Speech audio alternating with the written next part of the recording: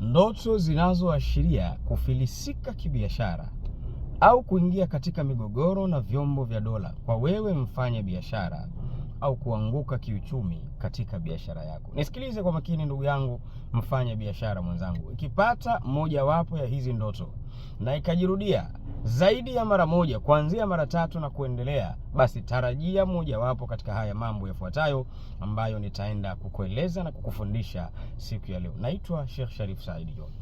Ndoto ya kwanza, ukiota kwamba unajaribu kupanda mlima lakini kila unavyopanda haufiki mwisho, aidha unaishia hapo au unarudi chini, hiyo ni ndoto mbaya. Ndoto ya pili, ukiota upo shule. Ndiyo, ukiota upo shule, umepewa karatasi za mitihani, muda umeshaisha na wewe haujamaliza kujibu katika yale maswali yako, au umepewa karatasi ya mitihani lakini hujui uandike nini katika mtihani wako mpaka muda wa mitihani unakuwa umeisha. Hiyo ndoto inaashiria ubaya katika hiyo biashara yako.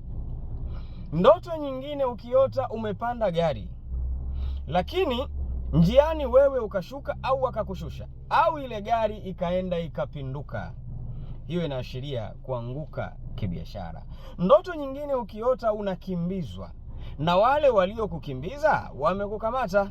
Kuna ile unakimbizwa alafu unapaa, hawakushiki, lakini unakimbizwa na wale waliokukimbiza wamekupata. Au ukaota umepigana na watu na hao unaopigana nao wamekuweza, badala ya wewe kuwashinda wao ndio wamekushinda, basi tarajia migogoro kadhaa tena na vyombo vya dola inaweza kukufika katika biashara yako. Sasa nini ufanye? Hebu follow for more tips. Katika video clips zijazo nitaeleza nini unatakiwa ufanye ili kuepusha hayo yote ambayo yanaweza kuikumba biashara yako. Naitwa Sheikh Sharif Said John. Assalamu alaikum.